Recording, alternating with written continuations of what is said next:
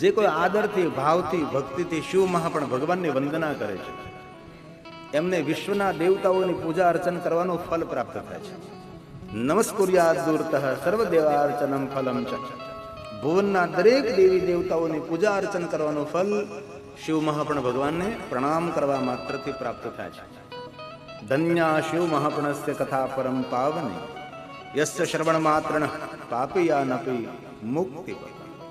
પાપી હોય કે ન પણ પાપી હોય, જે ભગવાનની કથાનું શ્રવણ કરે છે એ માનવ મુક્તિનો અધિકારી છે. મુક્તિ એટલે સ્વતંત્રતા, પરાધીનતા નહીં. જીવ સ્વતંત્ર બને છે તેને મુક્તિ કહેવામાં આવે છે. તો ભગવાનની મહાદેવની કથા એ મુક્તિનું દાન કરે છે. મુક્તિનો દેવ ભગવાન શિવ છે. અન્ય દેવતાઓને આપણે મુક્તેશ્વર મહાદેવ ન કહી શકીએ. ભગવાન શંકરજીને મુક્તિનાથ મહાદેવ કહેવાય છે. ભગવાન શંકરજીને મુક્તેશ્વર મહાદેવ કહેવાય છે. શંકરજીનું નામ છે, તેથી મુક્તિનો દાતા ભગવાન શંકર છે. જે કોઈ આદરથી, ભાવથી, ભક્તિથી ભગવાન શંકરજીની કથાનું શ્રવણ કરે છે તેને મુક્તિની ઉપલબ્ધિ થાય છે. આવું શિવ મહાપુરાણની અંદર ભગવાન મહર્ષિ વેદવ્યાસજીએ સુંદર વચન આપ્યું છે. તો આદરથી, પ્રસન્ન મુખ મુદ્રાથી, પ્રસન્ન ચિત્ત રાખીને આપના વાંગમય સ્વરૂપ શિવ મહાપુરાણ ભગવાનને હું પ્રણામ કરું છું. કેટલી સુંદર વાત કરે છે.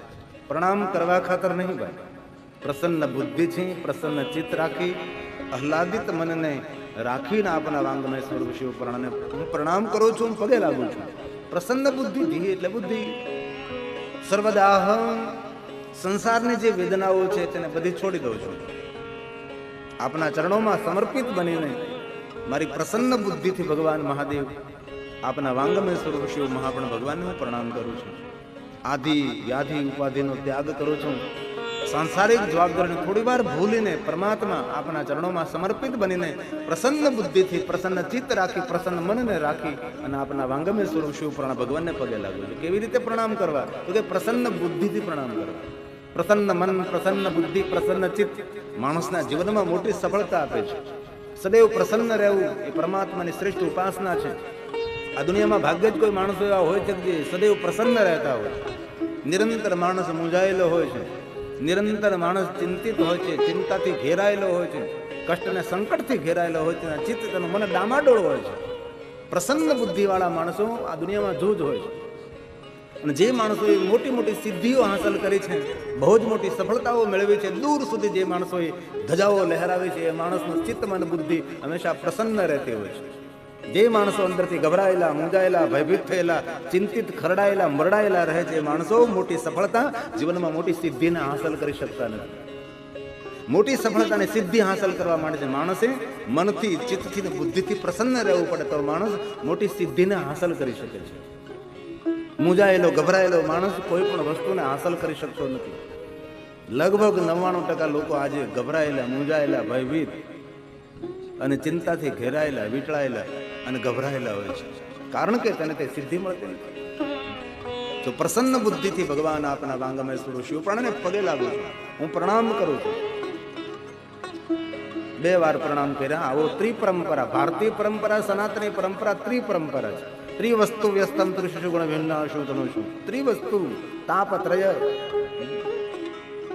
બ્રહ્મ વિષ્ણુ મહેશ, રજોગુણ સતોગુણ તમોગુણ, ત્રિશૂલ, ત્રિનેत्रम, त्रिदलम, त्रिभुवन. हम सब साथ में मिलकर तीसरी बार प्रणाम करेंगे. भाव से, आदर के साथ हमारे माता पिता, पूर्वजों को याद करके वांगमय स्वरूप शिव महापुराण भगवान को हम सब साथ में मिलकर प्रणाम करेंगे. ताकि हे परमात्मा, अपना वांगमय स्वरूप शिव पुराण में प्रणाम करो છો. प्रसन्न बुद्धि तो सही, परंतु આપના ચરણોમાં મહાદેવજી, તમારા ચરણોમાં પ્રેમ સમર્પિત કરીને હું શિવ મહાપુરાણ ભગવાનને પ્રણામ કરું છું, પગે લાગુ છું. આ રીતે શિવ મહાપુરાણ ભગવાનની વંદના થઈ છે. અને હવે શિવ મહાપુરાણ કથાનો પ્રારંભ થાય છે. મહર્ષિ ભગવાન વેદવ્યાસજીએ શિવ મહાપુરાણનો પ્રથમ શ્લોક વક્તાના મુખમાં નહીં પરંતુ શ્રોતાઓના મુખમાં મૂક્યો છે. સુંદર સૂત પુરાણનું સંબોધન થાય છે. પ્રયાગ તીર્થમાં શયનક ઋષિ સૂતને પ્રશ્નો કરે છે. પ્રયાગ તીર્થ એટલે કોઈ સામાન્ય તીર્થ નથી. ધર્મક્ષેત્રે, મહાક્ષેત્રે, ગંગા કાલિંદી સંગમે પ્રયાગે પરમ પુણ્ય બ્રહ્મલોકસ્ય વર્તમાન. બ્રહ્મલોકના માર્ગ સ્વરૂપ આ પ્રયાગ તીર્થ છે અને શયનક છે સૂત પુરાણે જેને સુંદર પ્રશ્નો કરે છે. હે સૂત મહાભાગ, ધન્યસ્તમ પરમાર્થ વિત્ત, અદ્ભુતયમ કથા દિવ્યમ શ્રવિતા કૃપયા હિનઃ. અમારા સૌ પર કૃપા કરીને આપ અમને શિવ મહાપ્રાણની અદ્ભુત કથા કહો, અલૌકિક કથા કહો, જે પરમાર્થ કરનારી કથા છે, માનવ માત્રનું કલ્યાણ મંગલ સુખ કરનારી કથા છે, જીવનના દરેક દુઃખોમાંથી મુક્ત કરનારી ભગવાન શંકરજીની આપ અમને કથા સંભળાવો. આવી સુંદર વિનંતી કરી છે. ધન્ય સ્તવમ, આપ ધન્ય છો, મહાભાગ્યવાન. હે સૂત પુરાણજી, આપ અમને સૌને ભગવાન શંકરજીની કથા સંભળાવો. આવી સુંદર માંગણી કરી છે. અને સૂત પુરાણજી પ્રયાગ તીર્થમાં શિવ મહાપણા ગ્રંથનો પ્રારંભ કરે છે. આપણે પણ આ શિવ મહાપણા ગ્રંથનો પ્રારંભ કરીએ. ભગવાન શંકરજીની કથા ગાવાનો પ્રયાસ કરીએ, શંકરજીની કથા સાંભળવાનો પ્રયાસ કરીએ. પરંતુ એ પહેલા થોડું નાનકડું સરખું સંકીર્તન કરી લઈએ. મેરે ભોલે કે સહારે, ભાવ સે આદર કે સહારે. શિવ મહાપણ કોને સાંભળ્યું, તેનું કેવું કઈ રીતે મંગલ થયું, તેને કેવું ફલ મળ્યું, જેને મહાત્મય કહેવાય છે. તો થોડા શબ્દોમાં સંક્ષિપ્તમાં શિવ મહાપણની 2 મહાત્મય કથાઓ આપણને સંભળાવું અને ત્યારબાદ શિવ મહાપણ ગ્રંથમાં પ્રવેશ કરીએ. અને જે કોઈ મહાત્મય કથાનું શ્રવણ કરે છે તેને સંપૂર્ણ શિવ મહાપણ ગ્રંથ સાંભળવાનું પુણ્ય પ્રાપ્ત થાય. આવો એક મહિમા હોય છે. કિરાતોનું નગર, આ નગરમાં દેવરાજ નામે એક બ્રાહ્મણ નિવાસ કરે છે. દેવરાજ નામનો બ્રાહ્મણ જ્ઞાનથી દુર્બલ છે અને માનવ જાતને મોટામાં મોટી દુર્બલ ના સમજ, જ્ઞાનહીનતા, વિદ્યાહીનતા. કોઈનો અંગ ભંગ હોય તેને દુર્બલ ન કહેવાય, કોઈને પગ ન હોય, કોઈને હાથ ન હોય, તેને આંખ ન હોય, તેને દુર્બલ ન કહેવાય. દુર્બલ કોને કહેવાય? જેનામાં સમજણ ન હોય, જેનામાં સમજણનો અભાવ હોય છે. આવા માણસોને દુર્બલ કહેવાય છે. જ્ઞાનથી દુર્બલ. મોટી દુર્બલતા એ છે અજ્ઞાનતા. દરિદ્રો, નિર્ધન છે. રસ વિક્રેતા, વિક્રેતા એટલે વેપારી, રસનો વેપાર કરે છે. શેરડીનો રસ નહીં, મદિરાનો વેપાર કરે છે. દેવ ધર્મથી વિમુખ જીવન જીવનારો આ બ્રાહ્મણ, એમના વૃદ્ધ માતા પિતા છે. પુત્રની બહુ ચિંતા કરે છે. દીકરો ડાહ્યો હોય, દીકરો સત્સંગી હોય, દીકરો કમાવ હોય, સમાજમાં પ્રતિષ્ઠિત હોય તો માતા પિતાને ખૂબ આનંદ મળે કે મારો દીકરો કમાવ છે, મહાન છે, શ્રેષ્ઠ છે, પ્રતિષ્ઠિત છે, 5 માણસોમાં પૂછાય છે. પણ જેના દીકરાઓ દારૂડિયા હોય, જેના દીકરાઓ કઈ કામ ન કરતા હોય, એ મા બાપ હંમેશા ચિંતિત રહેતા હોય છે. દેવરાજ મદિરાપાન પણ કરે છે, અભક્ષણનું ભક્ષણ પણ કરે છે, જુગાર રમે છે, ચોરી કરે છે, લૂંટ કરે છે, બનાવટ કરે છે. આવી અનેક પ્રકારની જે ગંદી આદતો કહેવાય, એ દુર્ગુણો બધા જ આ દેવરાજમાં રહેલા છે. નામ કેટલું સરસ છે, દેવરાજ. દેવરાજ એટલે દેવોનો રાજા, પણ આના જેવો કોઈ કંગાલ નથી. નામ દેવરાજ છે. મદિરાનું પાન કરે છે, જુગાર રમે છે, માંસાહાર કરે છે. કેવું ભયંકર જીવન છે. આવા એક માણસોની દુનિયામાં આવા અગણિત માણસો છે કે આ રીતે જીવન જીવે છે. જીવનના લક્ષ્યની તને ખબર જ નથી. માનવ દેહની ઉપલબ્ધિનું તેની પાસે કોઈ જ્ઞાન નથી, કોઈ સમજણ નથી કે આ દેહ મળ્યો છે તો ફરીવાર મળે ન મળે શું ખબર. ના સમજી, ના સમજણ, અજ્ઞાનતા, જ્ઞાનહીના પશુ સમાન. માતા પિતા બહુ દુઃખી થાય છે પોતાના દીકરાથી. અને વર્તમાન યુગમાં આપણે જોઈએ તો માતા પિતા દુશ્મનોથી દુઃખી નથી, એમના દીકરાઓથી વધારે દુઃખી થતા હોય છે. ભાગ્ય કોઈ જવલ્લે હોય છે સંસ્કારી દીકરાઓ, સત્સંગી દીકરાઓ, ભગવાનના ભક્ત દીકરાઓ, ડાહ્યા દીકરાઓ, જ્ઞાની વિદ્વાન દીકરાઓ, સમાજમાં પ્રતિષ્ઠાને પામેલા દીકરાઓ, સમાજની સેવા કરતા દીકરાઓ, સમાજ ઉપર ઉપકાર પરોપકાર કરનારા દીકરાઓ. એ માતા પિતા પોતાના દીકરાનું નામ લઈ અને ગૌરવ અનુભવી શકે છે. પણ બાપને કે માં કે ગૌરવ અપાવનારા દીકરાઓ દુનિયામાં બહુ આંગળના વેઢે ગણી લો એટલા હોય છે. બધા દીકરાઓ કે દીકરીઓ મા બાપને ગૌરવ અપાવી શકતા નથી. બહુ ઓછા દીકરા દીકરીઓ હોય છે તે મા બાપને, કુળને, ગામને, સમાજને ગૌરવ અપાવે. એવા બહુ ઓછા દીકરા દીકરીઓ હોય છે. વૃદ્ધ માતા પિતા ભગવાન શિવના તો પરમ ભક્ત છે, કારણ કે બ્રાહ્મણ છે ને, એમનો તો ઈષ્ટદેવ ભગવાન શંકર છે, એમનો તો કુલદેવ ભગવાન શંકર છે, એમની તો પરંપરા ભગવાન શિવની પૂજા છે, એમનો ઈષ્ટ પણ ભગવાન શિવ છે, એમના પૂજાના પ્રધાન દેવ પણ ભગવાન શિવ છે. બ્રાહ્મણનો ઈષ્ટ ભગવાન શંકર છે. અંતે આ પુત્રના જીવન ચરિત્રથી પુત્રની ચિંતા કરી કરી અને વૃદ્ધ માતા પિતાના મૃત્યુ થાય છે. ચિંતા એસી ડાકીની કાટ કે કલેજા ખાય. ચિંતા કરવાથી જીવતો માણસ વગર અગ્નિએ સળગીને મૃત્યુ પામે છે. તેથી ડાયા માણસોએ ચિંતા ન કરવી જોઈએ. ચિંતા કરવાથી કોઈ કામ થતું નથી, ચિંતા કરવાથી કોઈ માર્ગ મળતો નથી, ચિંતા કરવાથી કોઈ રસ્તો પણ જડતો નથી, મળતો નથી. ચિંતન કરવું પડે, મનોમંથન કરવું પડે છે. શું કરવું તો આ મારા માટે માર્ગ સારો મને મળે, શું કરવું તો હું આવી રીતે શ્રેષ્ઠ બની શકું, મારું કાર્ય સરળ બની શકે. તેથી ડાહ્યા માણસો, વિદ્વાન માણસો ચિંતા નથી કરતા, ચિંતન કરતા, મનોમંથન કરતા હોય છે. અને લગભગ જનરલ માણસો બધા ચિંતા કરતા હોય છે. એટલી ચિંતા કરે, એટલી ચિંતા કરે. ચિંતા કરવાનો કોઈ અર્થ નથી. જીવનનો જે સમય ચિંતામાં વીતે એ બધો કચરા પેટીમાં જાય. ચિંતા કરવાથી એક તો આપણું રૂપ જાય, ચિંતા કરનારો માણસ જલ્દી વૃદ્ધ બની જાય. હમણાં તો ડોક્ટરે જાહેર કર્યું જે માણસો બહુ ચિંતા કરે ને ડાયાબિટીસ જલ્દી થાય.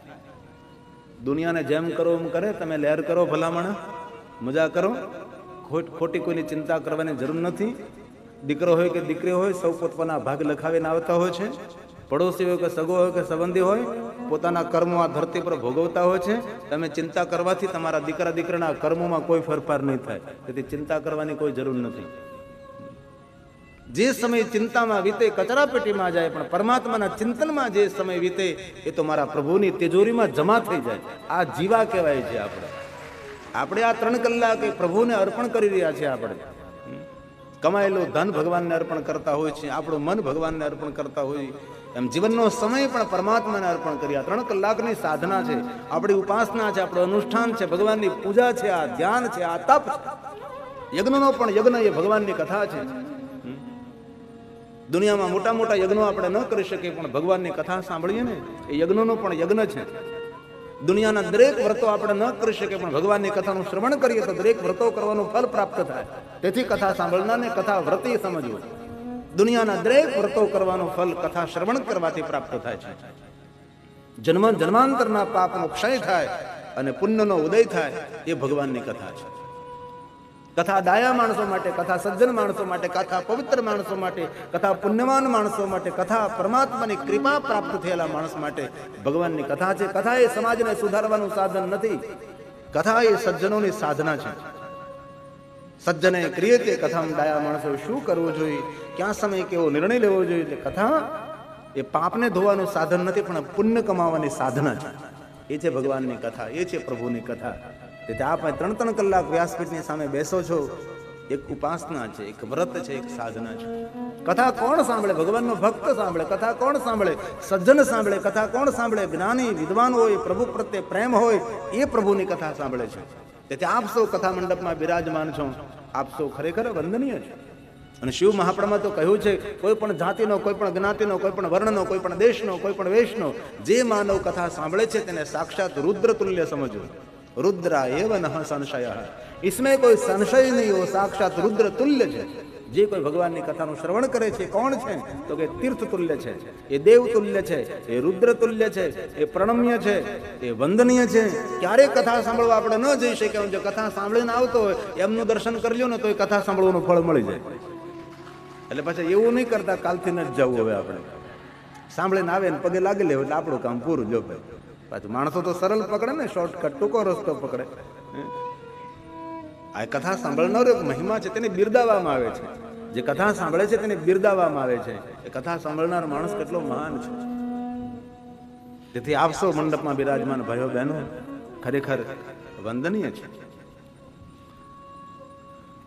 સૌને અવસર ન પ્રાપ્ત થાય ને ભાઈ.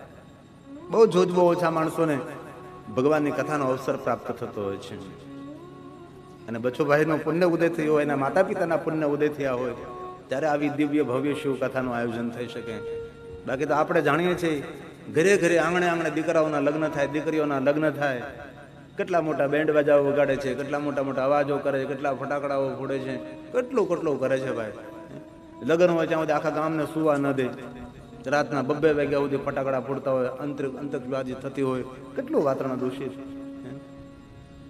પણ ભાગ્ય જ કોઈનું આંગણું હોય કે જેમના આંગણે ભગવાનની કથાનું આયોજન થાય. બહુ જોજ માણસો હોય છે આંગણે દીકરાઓના લગ્ન, દીકરીઓના લગ્ન. કેટલા માણસો ભગવાનની કથાનું આયોજન કરનારા? જૂજ બહુ ઓછા માણસો હોય ને. ભગવત માણસ હોય, પુણ્યવાન માણસ હોય, ભગવાનનો ભક્ત હોય અને જેના પૂર્વજોના પુણ્ય ઉદય થયા હોય, જેના માતા પિતાના આશીર્વાદ હોય, એમના આંગણે ભગવાનની કથાનું આયોજન થતું હોય છે. અને આપણો આ વિસ્તાર થોડો કથા પ્રેમી ઓછો દેખાય એવું લાગે. અમે પેલા દર વર્ષે એક કથા મધ્ય ગુજરાતને આપતા, ઘણા વર્ષ. અમારે રમેશભાઈ દેહમીના એક, અને અમેરિકા રહે એટલે વર્ષે એક કથા કરે. પણ થતું એવું હતું, કથા અમે કરીએ એ પરિવાર સાંભળે પણ મંડપમાં કોઈ ના દેખાય, ભોજન મંડપમાં હવ દેખાય. આવું થતું હતું મારે. પછી મેં થોડો સમય માટે વચ્ચે થોડુંક બંધ કરી દીધું, ભાઈ હવે આપણે મધ્ય ગુજરાતમાં હમણાં કથા આપવી નહીં. કારણ કે બધા ભોજન પ્રસાદ જ લઈને કથા ન સાંભળે તો પછી આ કથાનો હેતુ કયો? ભોજન છે એટલે કથા છે એમ નહીં, આ કથા છે તો ભોજન છે. કારણ કે કથાના પ્રસાદ સ્વરૂપે આપણે ભોજનની વ્યવસ્થા રાખી હોય છે. પણ ખૂબ મને આનંદ થયો અકલાવ ગામની અંદર કે બચુભાઈ દ્વારા આયોજન થયું. પહેલે દિવસે તમે આટલી સંખ્યામાં કથાને સાંભળો છો, તેથી આપ સૌને ફરી બિરદાવું છું. બહુ હૃદયથી આપ સૌને વધાવું છું કે તમે સૌ પહેલા દિવસે સારી રીતે અને ધ્યાનપૂર્વક એકાગ્ર ચિત્ત રાખી અને આપ સૌ ભગવાનની કથાનું શ્રવણ કરો છો. તેથી બહુ મહત્વની વસ્તુ છે ભાઈ. તો દેવરાજો બ્રાહ્મણો જ્ઞાન દુર્બલ. દેવરાજ જ્ઞાનથી દુર્બલ છે, દરિદ્ર છે, રસ વિક્રેતા છે, માતા પિતા ચિંતામાં મૃત્યુ પામે છે. દેવરાજ ખૂબ રાજી થયો, સારું થયું મૃત્યુ પામે. હવે મને કોઈ કહેનાર નહીં, રોકનાર નહીં, ટોકનાર નહીં. હવે તો ખુલ્લું મેદાન મળ્યું છે. માતા પિતા મૃત્યુ પામ્યા છે, રોકતા હતા, ટોકતા હતા, કહેતા હતા બેટા આપણે બ્રાહ્મણ છીએ, આવું કુકર્મ ન કરાય, આવા પાપ કર્મો ન કરાય. હવે કોઈ કહેનાર નથી. મોટી મોટી ચોરી કરે છે, લૂંટ કરે છે, અનેક પોતાના મિત્રો છે, મહેફિલો કરે છે. નહીં કરવા જેવા બધા કુકર્મો પાપ કર્મો કરે છે દેવરાજ. સમયની ગતિ તો, સમયની ધારા તો નિરંતર વહેતી જ રહે છે. આ દુનિયામાં બધી વસ્તુ પકડી શકાતી છે ખબર નહીં, પણ સમયને પકડવા વાળો કોઈ આ દુનિયામાં જન્મ્યું નથી. સમયની ધારા નિરંતર ચાલતી રહે છે. કામ કરો કે આરામ કરો, જાગો કે સુઓ, નિરંતર સમય ચાલતો જ રહે છે. ધારો તો તમારા સમયને તમે સોનું બનાવી શકો છો, બાકી સુવામાં પણ વિતાવી શકો છો. માણસ જો ધારે તો પોતાના સમયને સોનું બનાવી શકે છે, બાકી તો સુવામાં તો સૌ કોઈ વિતાવે સમયને. તે સમય આપણી મૂડી છે, સમય આપણું ધન છે. ગયેલું બધું પાછું મળે, ગયેલો સમય પાછો મળતો નથી, યુવાની પાછી મળતી નથી, અવસર તક પાછી મળતી નથી. તેથી ડાયા માણસોએ જીવનની પલપલનો, એક ક્ષણનો, પલકારનો સદુપયોગ કરવો જોઈએ, ઉપયોગ નહીં. વ્યર્થ જીવન વીતી ન જાય, કોઈ કારણ વગરનું જીવન ખતમ ન થઈ જાય. ડાયા માણસોએ તેનો ખ્યાલ રાખવો છે. હવે આ દેવરાજ યુવાન હતો ત્યાં સુધી તો બધું કરતો રહ્યો. અંતે આ દેવરાજને યુવાની પૂર્ણ થઈ ગઈ, વૃદ્ધ અવસ્થાનો પ્રારંભ થયો. શરીરમાં રોગ ફૂટી નીકળ્યા છે, કારણ કે ગઢપણ આવે એટલે રોગ થવાના છે. એક દિવસ ગોઠણ દુખતો હોય, એક દિવસ કોણી દુખતી હોય, બીજે દિવસે કંભો દુખતો હોય. એકની દવા કરો તો બીજું દુખે ને બીજું દવા કરો ત્રીજું દુખે. એક દી માથું દુખતું હોય, કારણ કે ગઢપણમાં આવું જ થવાનું ને. ગઢપણ કોને કહેવાય? રોગનું ઘર, વ્યાધિ મંદિર. આ શરીર આખું છે. રોગ ફૂટી નીકળ્યા દેવરાજને, પોતાનું શરીર રોગથી ઘેરાઈ ગયું છે. ક્યાં કારણે? કારણ કે માંસાહારી માણસ હતો અને મદિરાપાન કરતો હતો. આ દુનિયામાં શાકાહારી માણસોને અપવાદરૂપ ભાગ્ય રોગ થતા હોય છે, પણ જે માંસાહારી લોકો હોય તેને વધારે રોગ થાય. મદિરાપાન કરનારા માણસોને બહુ જ રોગ થતા હોય, વ્યસની માણસોને રોગ થતા હોય છે. અને વર્તમાન યુગમાં નિર્વ્યસની રહેવું એ મોટો સદગુણ પણ સમજવો. વર્તમાન યુગમાં શુદ્ધ શાકાહારી રહેવું એ પરમાત્માની ભક્તિ માનવી પડે. આ યુગની અંદર આહારથી પવિત્ર રહેવું, ભોજનથી પવિત્ર રહેવું, આહાર શુદ્ધિ રાખવી. શુદ્ધ શાકાહારી માણસ વર્તમાન યુગમાં એ શ્રેષ્ઠ માનવને માનવો. કોઈ પણ જાતિનો હોય પણ શુદ્ધ શાકાહારી હોય એ શ્રેષ્ઠ માનવમાં આવે છે. તેથી ખાણીપીણીથી આપણું જીવન ભ્રષ્ટ ન થાય, દરેક માનવ માત્ર તેની કાળજી રાખતો હોય છે. અહીંયા દેવરાજની વૃદ્ધાવસ્થા, રોગ ફૂટી નીકળ્યા, શરીર જીર્ણ બન્યું છે, કામ કરી શકતો નથી, ચોરી કરી શકતો નથી, ભટકે છે નગરની અંદર, શું કરું, ક્યાં જાઉં, ગડપણ વધવા લાગ્યો છે. વાહ વાહ કરનારા, ખુશામત કરનારા જે મિત્રો હતા, દેવરાજને જોઈને મુખ ફેરવા લાગ્યો. જ્યાં સુધી દેવરાજ પાસે પૈસા હતા, કમાતો હતો, ચોરી કરતો, ધન લાવતો હતો, ત્યાં સુધી ચારો તરફ જય જયકાર થતો હતો દેવરાજનો. મિત્રો બધા ખુશામત કરતા હતા. પ્રશંસા કરનારા મિત્રો નહીં હતા, ખુશામત કરનારા મિત્રો હતા. કારણ કે પ્રશંસા અને ખુશામત બંને જુદી વસ્તુ છે. આપણામાં જે સદગુણ હોય ને તેને વખાણવામાં આવે તેને પ્રશંસા કહેવાય, પણ જે આપણામાં સદગુણ ન હોય ને તેને બિરદાવવામાં આવે તેને ખુશામત કહેવાય છે. જેવું આપણામાં ન હોય ને એવું એ માણસો બોલતા હોય છે. આ દુનિયામાં પ્રશંસા કરનારા માણસો જોજ હોય છે, ખુશામત કરનારા માણસો વધારે હોય છે. આપણને સારું લાગે એટલે આપણને ખંજવાળા કરે, એટલે આપણને મજા આવ્યા કરે. જેથી ખુશામતખોર માણસો પરથી સાવધાન રહેવું. જે વાહવા કરનારા મિત્રો હતા એ બધા જતા રહ્યા. આ દેવરાજ એકલો પડી ગયો, નગરમાં ભટકવા લાગ્યો. ભૂખની પીડા છે, રોગની પીડા છે, વૃદ્ધાવસ્થા છે. દ્વારે દ્વારે જાય, મને કોઈ ભોજન આપો, પાણી આપો. ભોજન પાણીની ક્યાં વાત કરો, કોઈ આવકાર આપવા માટે તૈયાર નથી. કારણ કે નથી પ્રતિષ્ઠા, નથી પૈસા. અને જે માણસો પાસે પ્રતિષ્ઠા ન હોય ને પૈસા ન હોય એ વૃદ્ધાવસ્થામાં દુઃખી બહુ થાય. બુઢાપાની અંદર કાં પ્રતિષ્ઠા હોવી જોઈએ અને કાં બે પૈસા હોવા જોઈએ. બાકી બુઢાપો એ દુઃખનો પહાડ હોય છે, વૃદ્ધ અવસ્થા એ દુઃખનું ઘર હોય છે. બે પૈસા હોય તો તમને કોઈ તમે સેવા માટે રાખી શકો, પ્રતિષ્ઠા હોય તો બે માણસો તમને સેવા કરનારા મળી જાય. પણ જેની પાસે પ્રતિષ્ઠા પણ ન હોય ને પૈસા પણ ન હોય એ દુઃખી થાય.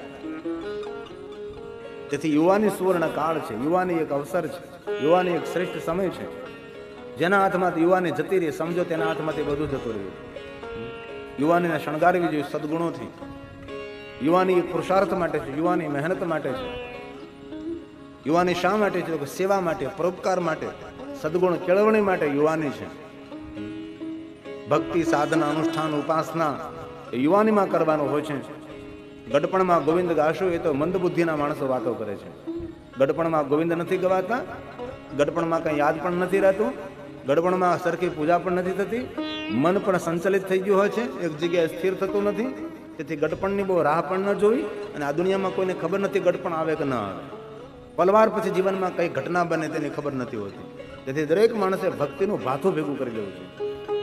દરેક માણસે પરમાત્માની ભક્તિ, ઉપાસના, સાધના, અનુષ્ઠાન, ધન કમાતા થોડું જીવનને ધન્ય બનાવવું જોઈએ. એ છે માનવનું શ્રેષ્ઠ લક્ષણ. દેવરાજ પાસે નથી ધન, નથી સંપત્તિ, નથી પ્રતિષ્ઠા, દુઃખી દુઃખી થયો. શું કરું હવે? કિરાતનો નગર છોડીને જવા લાગ્યો છે. માર્ગમાં ચાલતો ચાલતો જાય છે. ચિત્ત ભ્રમિત થયેલું છે, ક્યાં જાવ, શું કરું, કાંઈ સૂચતું નથી, ગડપણ છે. એમાં માર્ગમાં એક સુંદર દ્વાર આવ્યું. કોઈને પૂછ્યું કે ક્યાં ગામનું દ્વાર છે? કોઈએ કહ્યું કે પ્રતિષ્ઠાનપુર નામના નગરનું દ્વાર છે. નગરમાં પ્રવેશ કરે છે, સુંદર મંદિર જોયું. કોઈને પૂછવા લાગ્યો મંદિર ક્યાં ભગવાનનું છે? ભાઈ મંદિર નથી, શિવાલય છે. જ્યાં દેવતાઓની પ્રતિમા સ્થાપિત કરવામાં આવી તેને મંદિર કહેવાય છે. જ્યાં ભગવાન મહાદેવનું લિંગ સ્વરૂપ સ્થાપિત કરવામાં આવ્યું તેને શિવાલય કહેવાય છે. આલયમ સર્વદેવાનામ તસ્માલિંગમ ઉચ્યતે. ભુવનના દેવી દેવતાઓ જ્યાં નિત્ય નિવાસ કરે છે એ શિવાલય. જ્યાં જવાથી પાપનો ક્ષય થાય, પુણ્યનો ઉદય થાય એ છે ભગવાન શિવજીનું શિવાલય. પ્રાતકાલે શિવ દ્રષ્ટવા નિશી પાપ વિનશ્યતિ. આ જન્મ કરતમ મધ્યાહન સાયાને સત જન્માની. પ્રાતકાલે ભગવાન શિવનું દર્શન કરે, રાત્રિના પાપોમાંથી મુક્ત બને. આ જન્મ આખા જન્મના પાપોમાંથી મુક્ત બને. મધ્યાહન સમયે શિવ દર્શન કરે અને પ્રાતકાલે, મધ્યાહન અને સંધ્યા સમયે જ્યારે દર્શન કરે છે ત્યારે એ માણસને 7 જન્મોના પાપમાંથી મુક્તિ મળે છે. અને 30 સમયે જે ભગવાન શંકરનું દર્શન કરે છે તેને મેરુ પહાડ જેટલું કોઈ સોનાનું દાન કરે અને જે પુણ્ય મળે છે એ પુણ્ય 30 સમયે ભગવાન શંકરજીનું દર્શન કરવા માત્રથી પ્રાપ્ત થાય. તેથી ડાયા માણસોએ શિવાલયે જઈને ભગવાન શિવનું દર્શન કરવું જોઈએ. ભલે તમે દિવસમાં 3 વાર ન જઈ શકો શિવાલય, તો એક વખત તો જઈએ. એક વાર શિવાલય ન જઈ શકીએ તો કમસે કમ 7 દિવસમાં એક વાર તો જઈએ. સોમવાર હોય ત્યારે શાંતિ આપનારો, સંપત્તિ આપનારો, સંતતિ આપનારો, સદબુદ્ધિ આપનારો એ સોમવાર ભગવાન શિવજીના શિવાલય જઈને ભગવાન મહાદેવને પ્રણામ કરીએ. સોમવારે પણ ન જઈ શકો તો મહિનામાં એક વાર ત્રયોદશી વ્રત કરે હંમેશા. તાકે તન નહીં રહે કલેશા.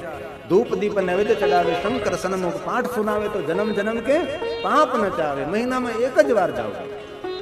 અરે મહિને પણ એક વાર ન જઈ શકો તો 12 મહિને એક વાર તો જાઓ. મહાશિવરાત્રિના દિન ભગવાન શિવનું દર્શન, અર્ચન, પૂજન માનવ માત્રનું મંગલ કરનારું દર્શન છે. મહાશિવરાત્રિ ભગવાન શંકરજીનું દર્શન પૂજન અર્ચન કરવું જોઈએ. કોઈએ કહ્યું કે દેવરાજ, આ મંદિર નથી, આ તો શિવાલય છે. દેવરાજને એમ થયું, લાવને, જાઓ, ખાવાનું મળી જાય, કઈ ભોજન પ્રસાદ મળી જાય. શિવાલયની એકદમ નજદીક ગયો છે. એક બ્રાહ્મણ દેવતા ભગવાનની કથાનું વાંચન કરે છે. ભગવાન શંકરના ભક્તો કથાનું શ્રવણ કરે છે. કોઈને પૂછવા લાગે કે આ બધા ભેગા થઈને શું કરે છે. કોઈએ કહ્યું કે ભાઈ, વૃદ્ધ મહાદેવની કથા ગવાય છે, સૌ શ્રોતાઓ ભગવાનની કથાનું શ્રવણ કરે છે, કથા સાંભળે છે. દેવરાજને થયું, લાવને કથામાં જઈને બેસી જાઓ. કથામાં જઈને બેસો છે. કથામાં ચિત્ત નથી, પ્રેમ નથી, લાગણી નથી, ભાવ નથી, કથામાં કોઈ ભક્તિ પણ નથી, બસ ઉડતી નજરે આવી ગયો છે. અંતે છેલ્લે કથામાં બેસી ગયો છે, આસ્થા વ્યસ્ત, ચિત્ત ભ્રમિત છે, મન ડામાડોળ છે. બન્યું એવું, વૃદ્ધ છે, રોગી છે, ભૂખથી ખૂબ દુઃખી છે, પીડાયેલો છે અને વેદનાથી ઘેરાયેલો છે અને જીવનથી થાકી ગયો છે માણસ. આ દુનિયામાં ઘણા માણસો હોય છે જીવનથી થાકી ગયેલા હોય છે, ઢળડી ઢળડીને પૂરું કરતા હોય, જેમ કોથળા ઢળે ને ઢસડા કરી કરી કરી કરીને પોતાનો જન્મારો ગુજર કાપે જાય સમય, બીજું કઈ નથી.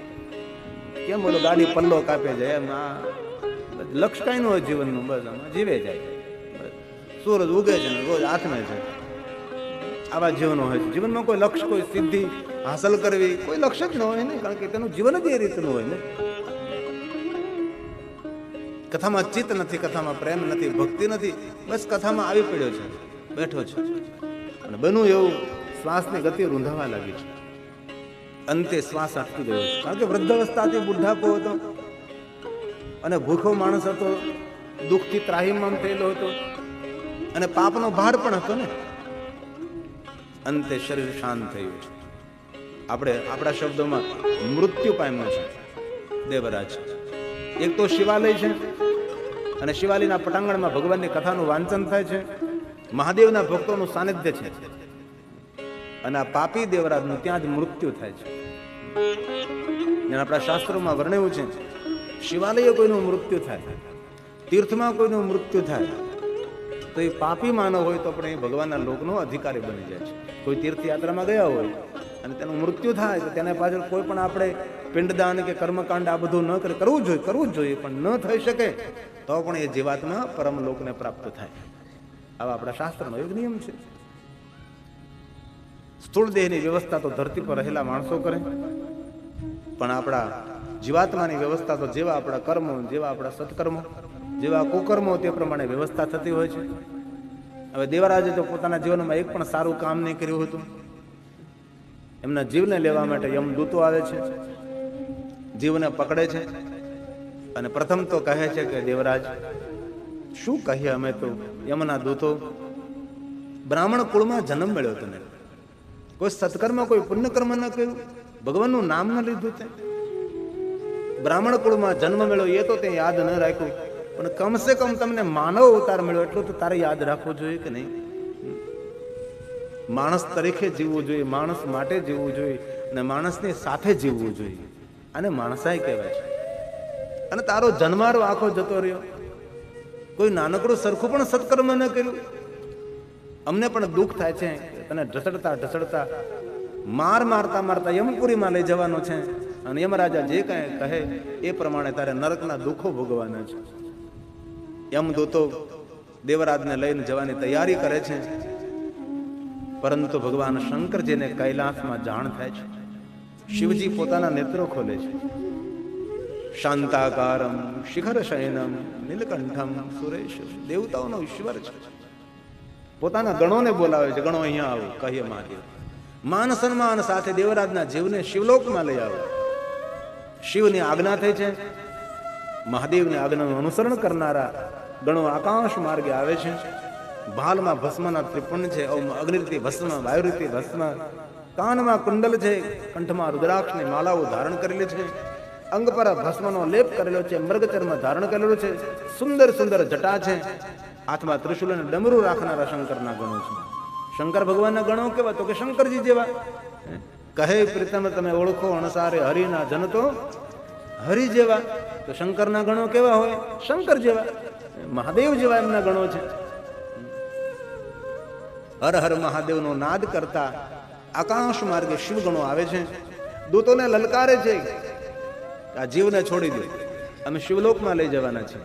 યમદૂતો કહે છે આપની કઈ ભૂલ થાય છે, એટલા તો પાપ કર્યા, તેટલા તો પાપ કર્યા છે કે પાપનું વર્ણન કરવું સંભવ નથી, અને આપ કહો તો આ જીવને અમને સોંપી દો, શિવલોકમાં લઈ જઈએ. અરે શિવલોક તો ક્યારે મળે? જન્મ જન્માંતરના પુણ્યનો ઉદય થાય ત્યારે ભગવાન શિવજીનું લોક પ્રાપ્ત થાય, ને આપ એમ કહો છો? તમારી કઈ ભૂલ થાય છે. નહીં નહીં, મહાદેવની આજ્ઞા છે, શિવ આજ્ઞાનું ઉલ્લંઘન ન થઈ શકે. આપ આ દેવરાજના જીવને અમને સોંપી દો. યમદૂતો સમજી ગયા છે શિવ ગણો છે, તેની સાથે વાદ ન કરાય, વિવાદ ન કરાય. આપણે નમ્ર બનીને આ જીવને સોંપી દેવો જોઈએ, કારણ કે સામર્થ્ય ધરાવતા માણસો સાથે વેર ન કરવો. બહુ મોટો ધનપતિ હોય તેની સાથે વેર ન કરાય, બહુ મોટો વગવાળો માણસ હોય તેની સાથે વેર ન કરાય, બહુ બળવાન હોય તેની સાથે વેર ન કરાય, શસ્ત્રધારી હોય, બહુ હથિયારો રાખતો હોય તેની સાથે વેર ન કરાય, મૂર્ખાઓ સાથે તો ભૂલથી વેર ન કરાય. મૂર્ખા લોકોનો માર ખાઈ લેવો સારો, પણ ઉપકાર લેવો નહીં સારો. મૂર્ખ માણસોની માર ખાઈ લેવો મૂર્ખાઓનો, પણ તેનો ઉપકાર લેવો નહીં કોઈ દિવસ, તેની મદદ નહીં લેવી. જે મૂર્ખ માણસ હોય તેની મદદ ભૂલથી નહીં લેવાની, કારણ કે મૂર્ખા માણસોની જો મદદ લીધી હોય ને આપણે, તો જીવનભર આપણને તેના પગ નીચે કસડી રાખે. અને ડાયા માણસો આપણા પર ઉપકાર કર્યો હોય તો ઉપકાર કરીને ભૂલી જતા હોય છે. એ ડાયા માણસોના લક્ષણ છે બધા. જીવને સોંપી દીધો યમદૂતોએ, અને માન સન્માન સાથે આ દેવરાજના જીવને લઈ શિવગણો શિવલોકમાં પહોંચે છે, અને ભગવાન મહાદેવનું દર્શન થાય છે. આપણને પ્રશ્ન થાય કે આવો પાપીઓ માણસ આ દેવરાજ અને શિવલોક મળી ગયો સરળતાથી, કારણ કયું? કારણ તો કોઈ હોય છે ને, જીવન આખું પાપ કર્મ કર્યું છે, એક નાનકડું સરખું પણ સત્કર્મ નથી કર્યું, જે નરકમાં પડતો હતો એને વડે શિવલોક મળી ગયું, કારણ કયું? એ દેવરાજ પ્રશ્ન કરે છે કે ભગવાન મહાદેવજી, યમના દૂતો મને ઢસડીને લઈ જતા હતા નર્ક ભૂમિમાં, અને મને ભગવાન તમે શિવલોકની અંદર આપનું દર્શન મને થયું. મારું કયું સત્કર્મ છે, મારું કયું પુણ્ય કર્મ છે? ભગવાન શંકરજીએ કહ્યું કે તારું તો કોઈ પુણ્ય કર્મ નથી, તારું કોઈ સત્કર્મ નથી, પણ સાંભળ દેવરાજ, તારા જે વૃદ્ધ માતા પિતા હતા ને એ મારા પરમ ભક્ત હતા, અને તારા માતા પિતાના પુણ્યને કારણે અંત સમયે તું મારા શિવાલય આવી ગયો, જ્યાં મારી કથા ગવાતી હતી ત્યાં તું પહોંચી ગયો. અને સાંભળ દેવરાજ, જે કોઈ માનવ શિવાલય જવાનો સંકલ્પ કરે છે અને એક જન્મની હજારો જન્મના પાપમાંથી હું મુક્ત કરું છું. જે માણસ શિવાલયે પહોંચી જાય છે તેના પુણ્યનો ઉદય થાય છે. અંત સમયે તું શિવાલય પહોંચી ગયો, જ્યાં મારી કથા ગવાતી હતી, જ્યાં મારી કથાનું ગાયન થતું હતું, આ શિવ ભક્તોના સમૂહમાં તું પહોંચી ગયો. તેથી તારા એક જન્મની જન્માંતરના પાપો તારા જતા રહ્યા છે. પણ તું શિવાલય પહોંચી શક્યો તેનું કારણ તારા માતા પિતાના પુણ્ય હતા. સારો વિચાર આવે તો સમજવું કે આપણો પુણ્ય ઉદય થયું છે, નબળા વિચારો આવે તો સમજવું કે પાપ ઉદય પામ્યા છે. સારા સત્કર્મો આપણા આંગણે થવા લાગે, સમજવું આપણા કેટલા જન્મના પુણ્યનું ફળ મળી રહ્યું છે.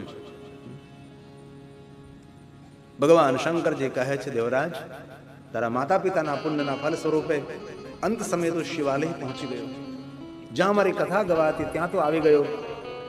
જાણતા અજાણતા તે ભગવાનની, જાણતા અજાણતા તે મારી કથાનું શ્રવણ કર્યું છે. સાંભળ દેવરાજ, ધન્યા શિવ મહાપણસ કથા પરમ પાવની.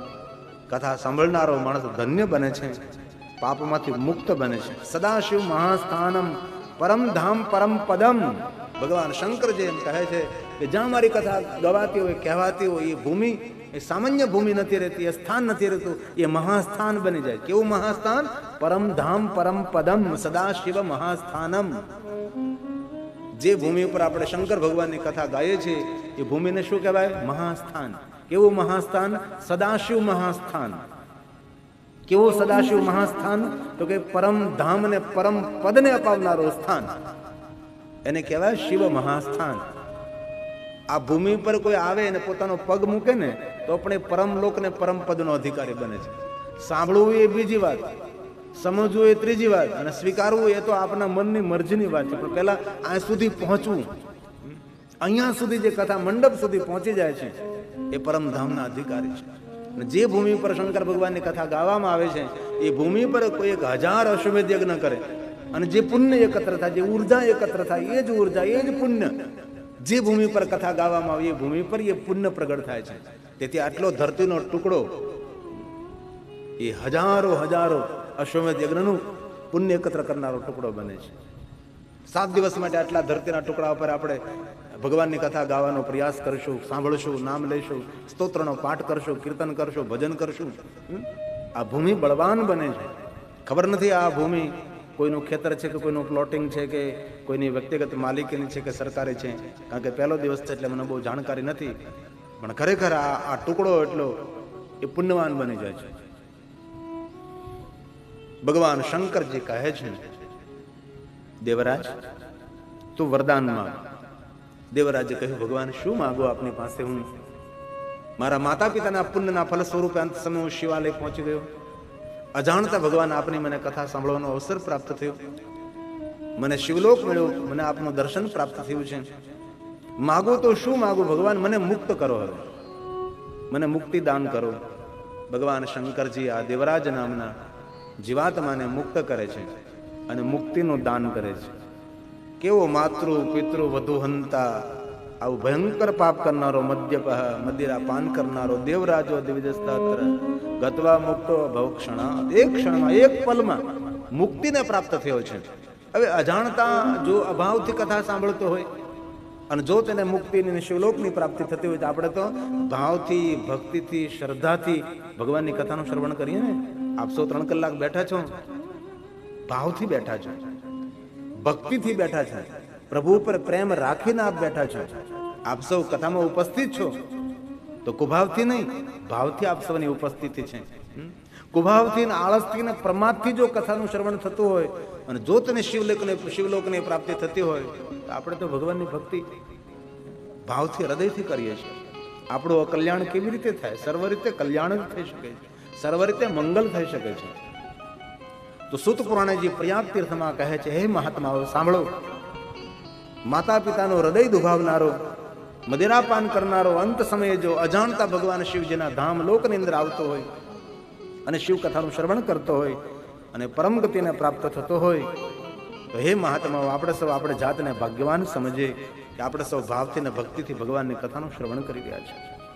સૂત પુરાણે કહે છે, મહાત્માઓ, શિવ મહાપુરાણની પ્રથમ મહાત્મા કથા મેં આપને કહી અને જે કોઈ આ પહેલી મહાત્મા કથા સાંભળે છે તેમનું તેના પરિવારનો સર્વ રીતે મંગલ થશે. આવી રીતે પહેલી કથા પૂર્ણ કરી છે. હવે શિવ મહાપુરાણની બીજી હું કથા કહું છું, જે મહાત્મય કથા છે, પણ એ પહેલા થોડું સંકીર્તન કરી લઈ, થોડું કેવું નાનકડું, કારણ કે જેવું નગર છે તે જ નગરના વિચારો આ બંનેમાં આવી જાય છે. એવા પાપકર્મો કરે છે કે પાપકર્મોનું વર્ણન કરવા માટે આપણા પાસે એ શબ્દ પ્રયોગ કરવો એ અવિવેક ગણાય. એવા બધા જ પાપકર્મો બિદુંગ અને ચંચુલાજી કરવા લાગ્યા છે. સમય વીતવા લાગ્યો, સમય જવા લાગ્યો છે. એક દિન બન્યું એવું, મદિરા પીધેલી હાલતે અપવિત્ર અવસ્થામાં અકસ્માત દ્વારા બિદુંગનું મૃત્યુ થયું છે. હવે અપવિત્ર અવસ્થા હોય, મદિરાપાન કરેલું હોય ને અકસ્માત દ્વારા મૃત્યુ થાય, તેની ગતિ ન થાય, તેની અધોગતિ થાય. અને આ પાપી બિદુંગ મૃત્યુ પામે છે, યમપુરીમાં જાય છે, 28 પ્રકારના નરકોની વેદનાઓ ભોગવે છે. પાપ પૂરા ન થયા અને વિંધ્યાચલ પહાડની ગુફામાં પ્રેત બન્યો, ભૂત બનીને પીડા ભોગવે છે. રુધિરના આંસુથી રડે છે, રુદન કરે છે, ભેકાર રુદન કરે છે. પ્રેત બન્યો, ભૂત બન્યો, હાહાકાર મચાવી રહ્યો છે. પ્રેત આકાશમાં નજર કરે, નજર પડતા પંખીઓ તડપી નીચે પડવા લાગે છે. કોઈ વૃક્ષની સામે નજર કરે, વૃક્ષને સૂકવી નાખે છે. કોઈ માનવ ઉપર નજર કરે, માનવને મોત ઘાટ ઉતારી દે છે. આવો ભયંકર વિકરાળ ભૂત બની અને વેદનાને પીડા ભોગવે છે. રુધિરના આંસુથી રુદન કરે છે. એ કેટલો દુઃખી છે, હાહાકાર મચાવી રહ્યો છે, પ્રેત બનીને પીડા ભોગવે છે. અહીંયા ચંચલાજી યુવા અવસ્થામાં વિધવા બને છે, અનેક પ્રકારના પાપ કર્મો કરે છે. ભગવાન વ્યાસે તો વર્ણન કર્યું છે, પણ એ આપણે વર્ણન કરવાની બહુ જરૂર નથી રહેતી. કહી શકાય ને કરી શકાય એટલા બધા નબળો પાપ કર્મો આ ચંચલાજી કરી રહ્યા છે. પોતાની યુવાની પૂર્ણ થાય છે, વૃદ્ધ અવસ્થા આવી ગઈ, પોતાનું રૂપ જતું રહ્યું છે, યુવાની ખતમ થઈ અને દુઃખી થવા લાગી ચંચલાજી. નગરમાં ભટકવા લાગે છે, ક્યાં જાવ, શું કરું, કોની પાસે જાવ. લોકો અપમાન કરે છે, ધક્કા મારે છે, અપમાનિત કરે છે. વૃદ્ધ ચંચલાજી પોતાની બુઢાપાની અંદર ખૂબ દુઃખી થયા છે. અંતે ચંચલાએ નિર્ણય લીધો કે ચાલો બાષ્કલ નામનું નગર છોડીને કોઈ અન્ય સ્થાને જતી રહું. અને આ ચંચલાજી પોતાનું વતન બાષ્કલ નામનું નગર છોડી અન્ય સ્થાને જવા લાગે છે. દૂર નજર કરે છે, એક સુંદર મંદિર દેખાય છે, ત્યાં જાય છે.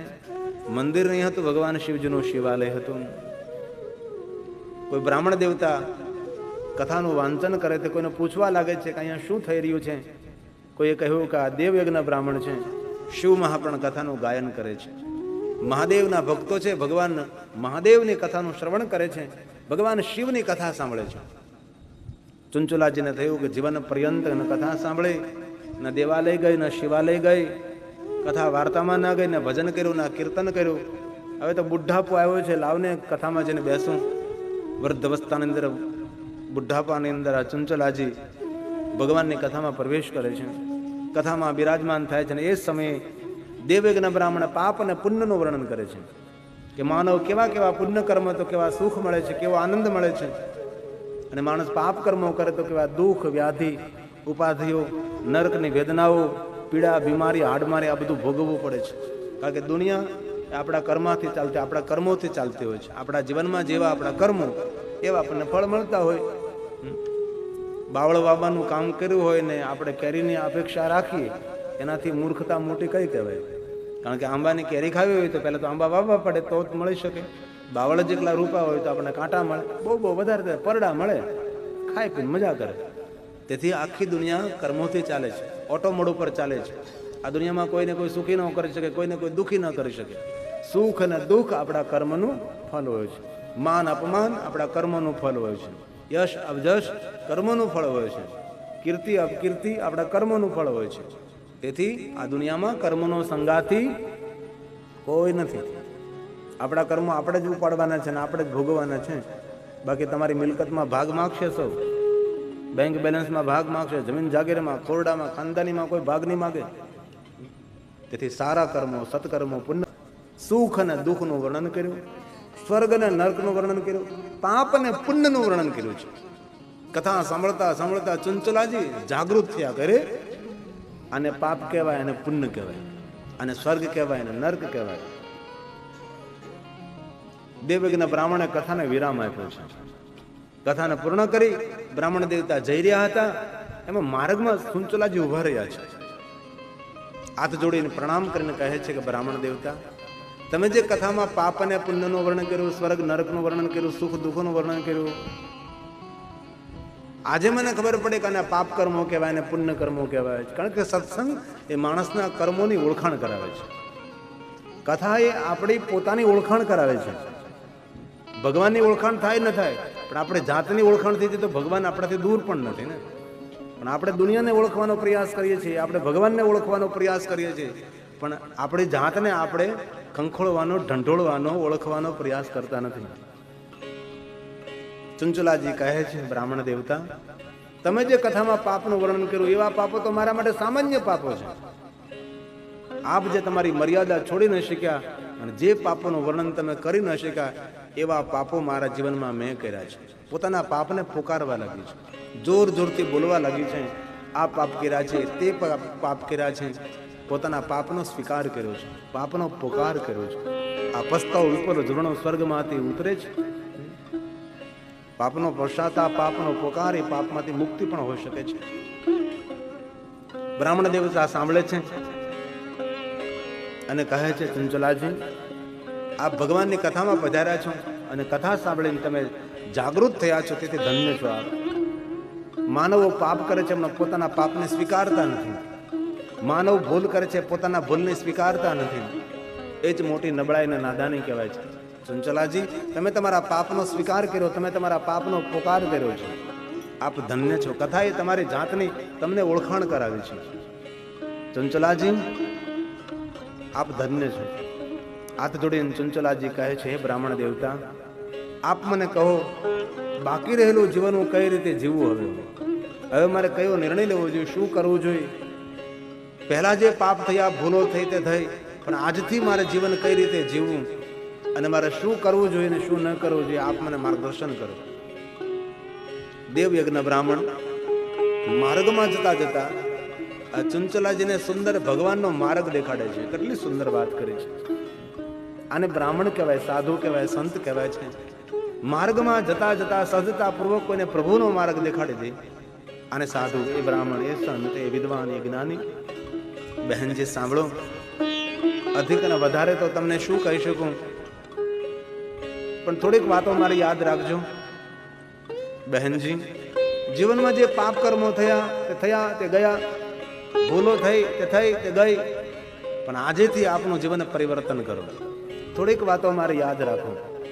દેવયજ્ઞ બ્રાહ્મણ ચંચુલાજીને, પાપી ચંચુલાજીને સુંદર મજાનું જીવન માર્ગદર્શન આપે છે. બહેનજી, તમારું પાછલું જીવન, રહેલું જીવન, બાકી રહેલું જીવન જો તમારે ધન્ય કરવું હોય ને આલોકને પરલોકને પાવન કરવું હોય તો મારી થોડીક વાતો યાદ રાખો. પહેલા તો ચંચુલાજી, તમે પ્રાતકાલે ઊભા થજો, વહેલા ઊભા થજો. જેને ભક્તિ કરવી, જેને જીવનનો ઉપલબ્ધિ કરવી, જેને સફળતાઓ હાંસલ કરવી, જેને કીર્તિએ અને સિદ્ધિઓ જેને મેળવી, તેના માટે પહેલો નિયમ જ વહેલા ઉઠવું પડે. ભાઈ, સોયા ના સબ કુછ ખોયા. સૂતો રહે એ માણસ ગયો સમજો જીવનમાંથી. સૂતેલો માણસને મૃત્યુ પામેલો સમજવો. બિસ્તર એ મૃત્યુનું શયન છે. તેથી વધારે પડતો શું પ્રમાદ, આળસ જીવનમાં સફળ ન થાય, ગયો જીવનથી.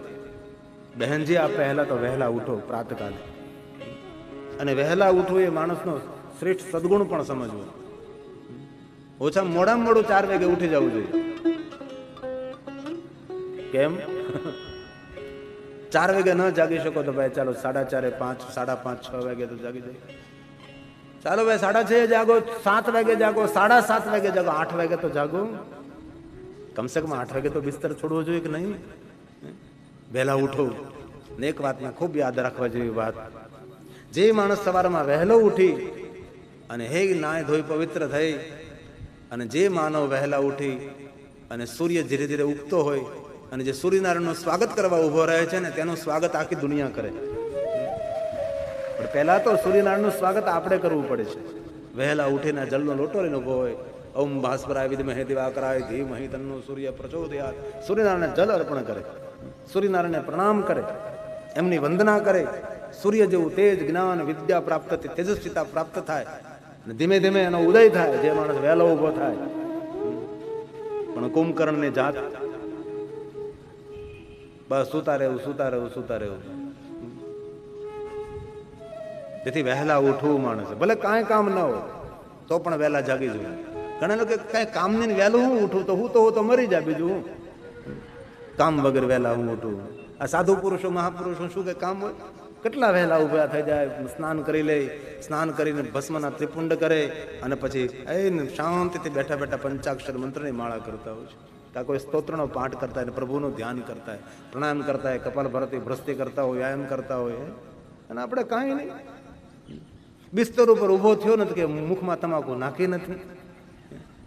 પગ મૂકતા પહેલા તો ધરતી ઉપર થૂકે, પછી તેનું જીવન ઉપર લોકો થૂકે કે ન થૂકે. જીવનને નિર્માણ કરવું પડે છે. જીવનમાં પાયો મજબૂત કરવો પડે છે. એક મોટી 10 માળની ઇમારત બનાવો ને, તેનો પાયો કેટલો મજબૂત હોય છે. તો જીવન રૂપી ઇમારતને જેને ઊભી કરવી ને, તેનો પાયો મજબૂત હોવો જોઈએ, સદગુણનો પાયો હોય તેનો. વાતો કરવાથી કાંઈ દુનિયામાં નથી થતું. આ દુનિયામાં જેટલા સફળ માણસો હોય, મોટા માણસો થયા હોય, જેની કીર્તિ ફેલાઈ હોય, એમને ઘણું બધું હાંસલ કર્યું હોય, ઘણું બધું ગુમાવ્યું હોય, ઘણું બધું કષ્ટ સહન કર્યું હોય છે. બ્રાહ્મણ દેવતા કહે છે, ચંચુલાજી, વહેલા પ્રાતકાલે ઊભા થજો, સ્નાન કરી પવિત્ર બની ભસ્મનું ત્રિપુંડ કરજો અને રુદ્રાક્ષને ધારણ કરજો અને પંચાક્ષર મંત્રનો જાપ કરજો. તમારું મંગલ થશે, તમારું કલ્યાણ થશે. અને શાંત રહેજો. જે જીવનમાં થયું તેને ભૂલી જજો હવે, અને શિવ ભક્તોના સંગમાં રહેજો. મહાદેવના ભક્તોના સંગ મારીને ભગવત કીર્તન કરજો, પ્રભુની કથાનું શ્રવણ કરજો, દેવાલય જજો, મંદિરે જાજો, ડાયા માણસોના સંગમાં રહેજો. બાલમાં ભસ્મનું ત્રિપુંડ કરજો, રુદ્રાક્ષને ધારણ કરજો અને પંચાક્ષર મંત્રનો જાપ કરજો. જાઓ, તમારું મંગલ અને કલ્યાણ થશે. આ બ્રાહ્મણના આશીર્વાદ છે. બ્રાહ્મણ દેવતાએ માર્ગમાં જતા જતા ચંચુલાજીને સુંદર આશીર્વાદ આપ્યા છે.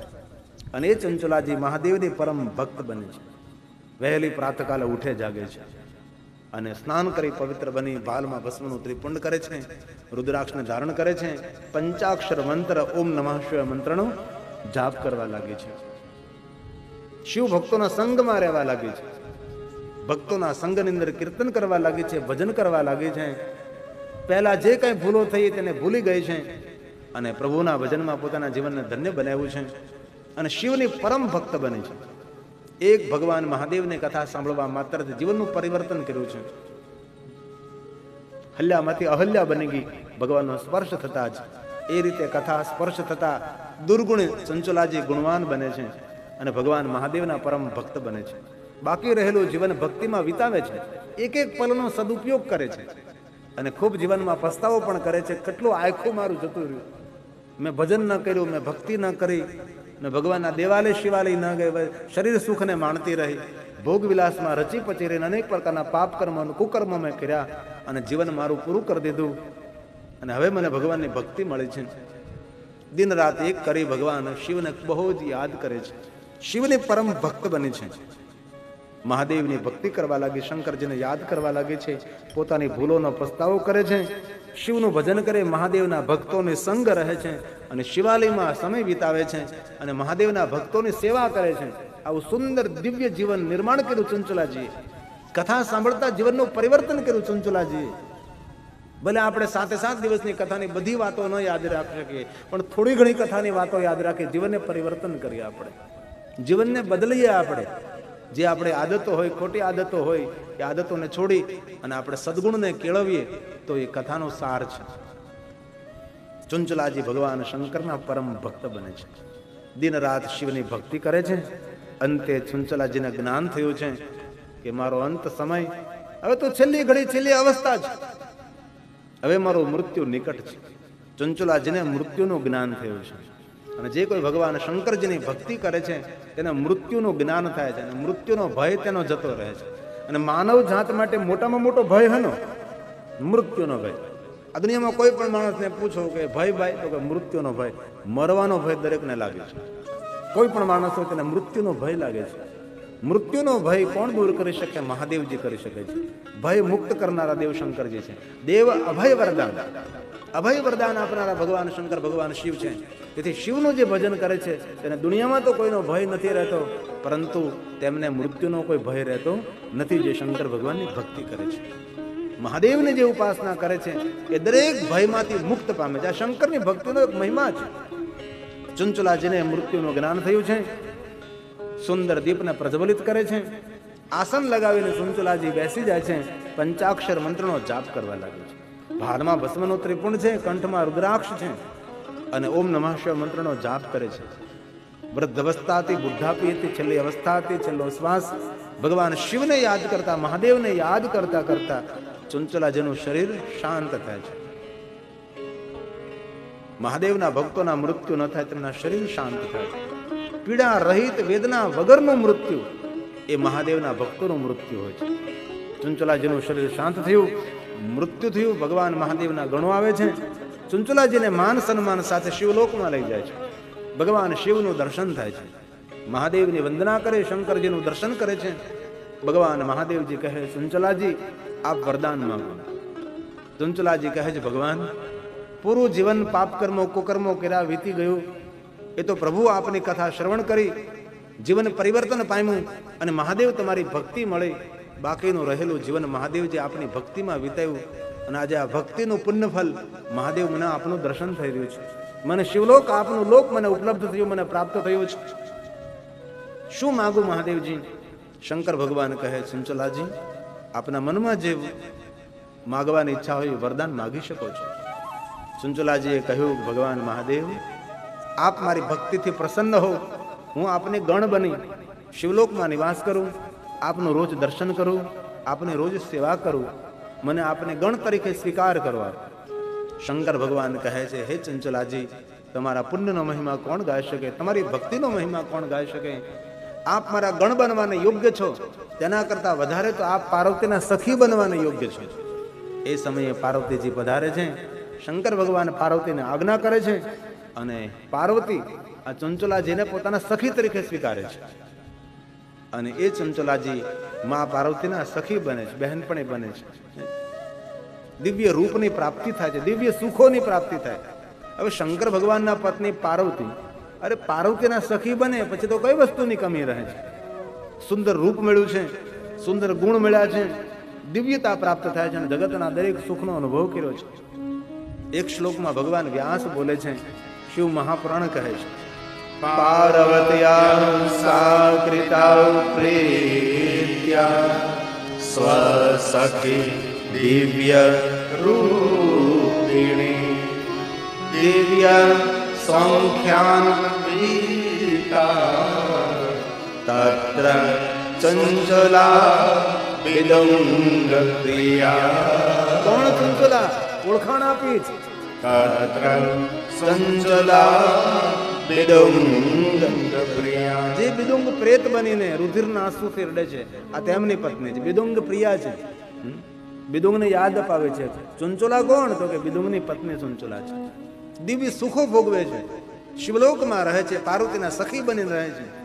વિદુંગ ભૂત બની અને પીડા ભોગવે છે, રુધિરના આંસુથી રડે છે.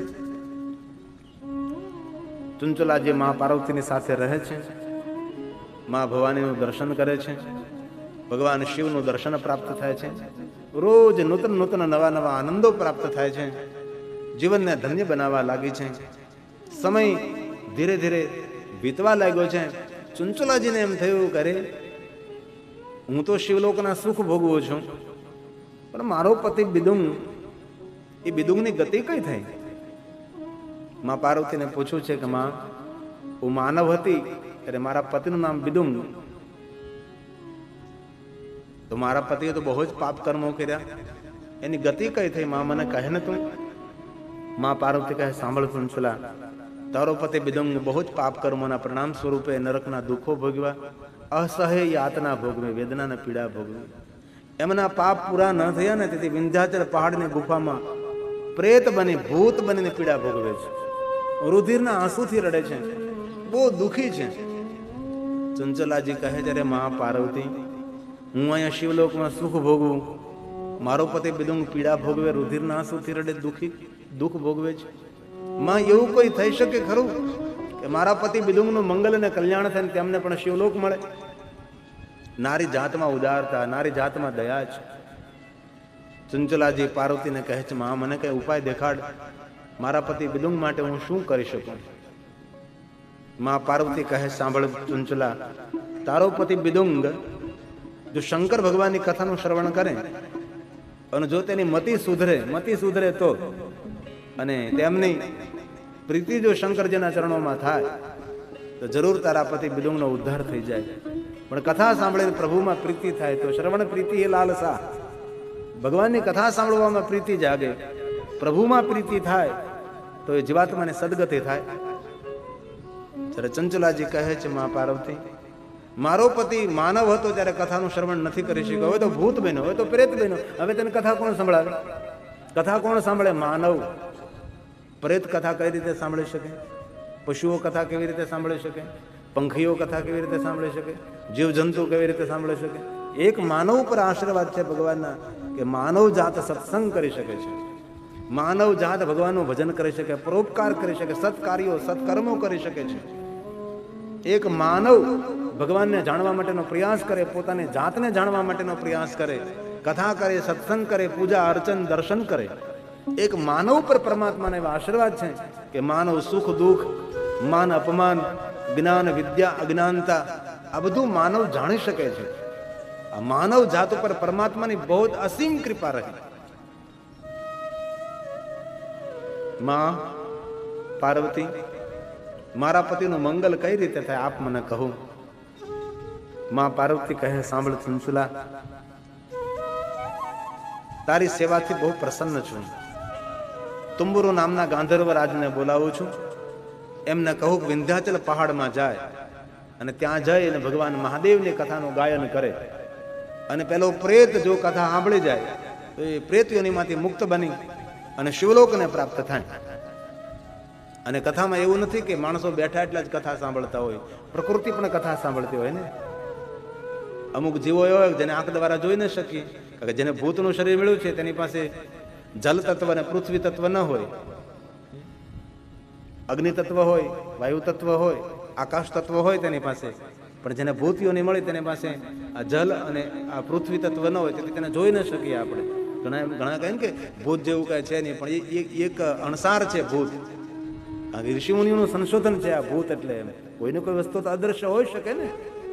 ક્યારેક આપણને અસર થાય, કારણ કે પવનથી હોય, આકાશથી હોય, અગ્નિથી હોય, જલ તત્વ તેમાં ન હોય અને પૃથ્વી તત્વ ન હોય, તેથી તેને જોઈ ન શકીએ આપણે. તુંબુરુ નામના ગાંધર્વ રાજ વિંધ્યાચલ પહાડ ગયા. શા માટે? પેલો પ્રેત છે બિદુંગ, તેને ગતિ અપાવવા માટે છે. આ ભગવાનની કથા જે સાંભળી છે, આમાં અનેક જીવ જંતુ જીવાણુ સૂક્ષ્મ આત્માઓ કાંઈનું કાંઈ હોઈ શકે. પ્રકૃતિ કથાની નોંધ લેતી હોય છે. અને કોના માટે કથાનું આયોજન થયું હોય આપણને થોડી ખબર છે ભાઈ. એ તો આપણે નિમિત્ત માત્ર બનાવ્યું. હું કથા બોલતો હોઉં, તમે કથા શ્રવણ કરતા હો, બચુભાઈ કથાના આયોજક હોય, જજમાનશ્રી હોય, તેનો પરિવાર જજમાનશ્રી હોય, એમના કમાયેલો ધન જે યોગ્ય માર્ગે સતમાર્ગે સમર્પિત કરતા હોય પુણ્યવાન. પણ આમાં ક્યાં જીવનું કઈ રીતે મંગલ થવાનું એ આપણને થોડી ખબર છે.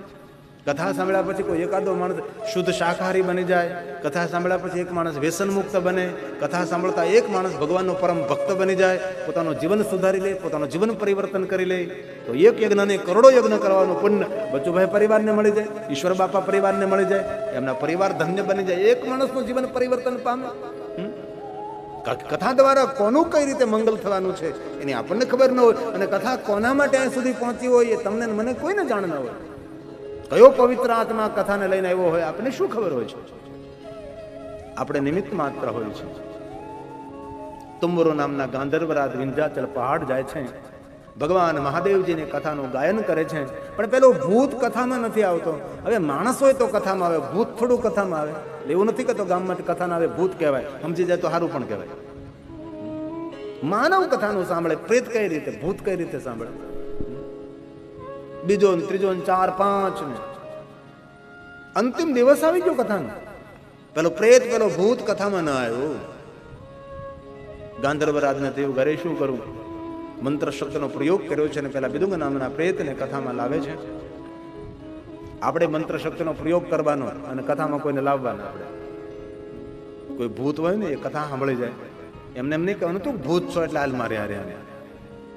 અમારા વિદ્વાન વક્તાઓ કહેતા કથા સાંભળે તેને તો પુણ્ય મળે, પણ કથા સાંભળનારો માણસ 5 માણસોને સાથે લાવે ને તો એ 5 માણસો કથા સાંભળે એનું પુણ્ય લાવનારને મળતું હોય છે. આપણે ખાલી ગાડી લઈને આવતા ને 2 માણસોને બેસાડી દઈએ, 2 વ્હીલ એકલા લઈને આવતા ને પાછળ કોઈને બેસાડીને લાવીએ આપણે, તો આપણા થકી એ કથાનું શ્રવણ કરે તો પુણ્ય લાવનાર ના મળે. તેથી સત્સંગ કરીએ ને, દરેકને સત્સંગી બનાવીએ. આપણે થોડી ભક્તિ ફેરી કરી અને લોકોને કથા સંભળાવી. અને દુનિયાનું મોટામાં મોટું પુણ્ય છે ભગવાનની કથા કોઈને સંભળાવે. ભદ્રમ કર્ણે વિષ્ણુ યામ દેવા, પ્રભુની કથાનું શ્રવણ કરવું એ તો મોટો સદગુણ છે ભાઈ. તેથી આપણે પણ કથાનો લાભ લઈએ અને આપણા કોઈ સગા સંબંધી મિત્ર વર્તુળો તેને પણ ભગવાનની કથા સંભળાવવાનો પ્રયાસ કરીએ. કથા શા માટે આયોજન કર્યું? લોકાનામ હિત કામ્યા, જગત હિત માટે, સૌ જીવાત્માના સુખ માટે, જગત કલ્યાણ માટે કથાનું આયોજન છે. બચુભાઈ એટલું મોટું ધન ખર્ચ કર્યું, ઈશ્વરભાઈનો પરિવાર આખો, બચુ બાપાના બધા દીકરાઓ, તેમનો પરિવાર, શા માટે? તેમના ભાઈ કુટુંબ ભાંડો બધા જ ભેગા થઈ અને પ્રભુની કથાનું આયોજન કર્યું. શા માટે? અમારા વિસ્તારનું, અમારા ગામનું, અમારા સમાજનું સર્વનું સુખ થાય, સારું થાય, મંગલ થાય, તેટલા માટે આ ભગવાનની કથાનું આયોજન કર્યું છે. તો આ કથાનો દરેક લાભ લે, ઉમંદાથી લાભ લે, આનંદથી લાભ લે.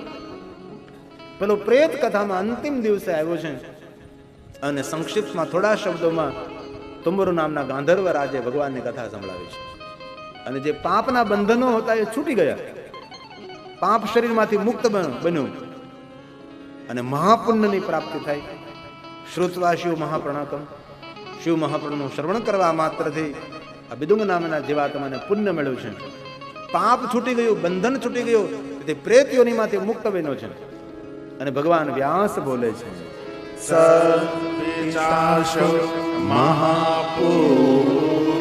પુણ્ય નથી મળ્યું. શું મળ્યું? મહાપુણ્ય મળ્યું છે ભાઈ.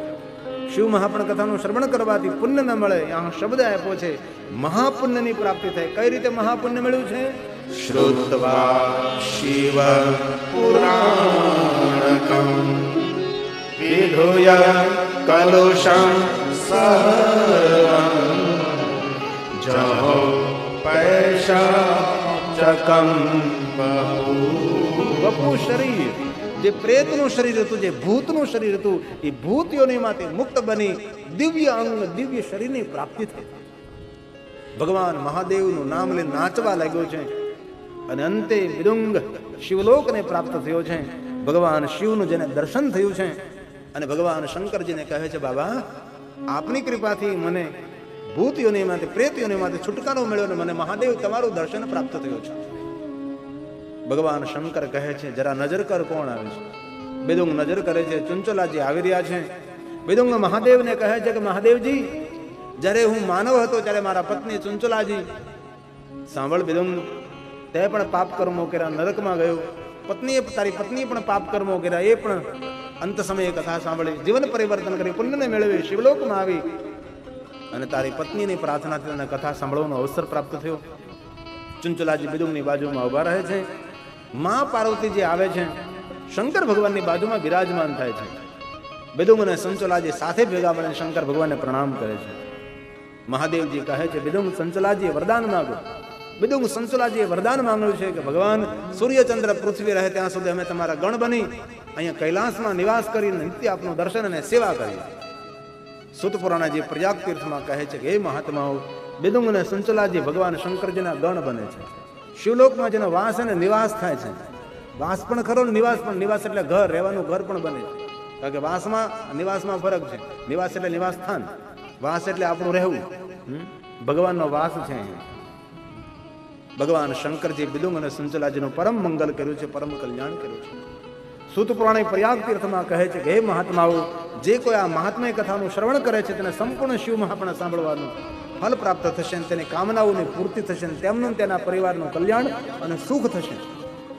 એક શ્લોક અંતિમ બોલે છે ભગવાન વ્યાસજી, યદં શૃણુયાત ભક્તયા કીર્તયા સમાહિતં સ ભોક્તવા વિપુલાં ભોગાન્તે મુક્તિ વાપ્નુયાત ભોગાન્તે મુક્તિ વાપ્નુયાત. સંસારના દરેક ભોગ ભોગવીને, સંસારના સુખ ભોગ ભોગવીને અંતે જીવ મુક્તિને પ્રાપ્ત થશે, જે કોઈ આ કથાનું શ્રવણ કરશે.